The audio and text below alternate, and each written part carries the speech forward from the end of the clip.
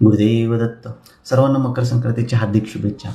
तर ह्या दिवशी हा सण नेमका साजरा का करावा आणि ह्याच्या मागचं महत्त्व काय?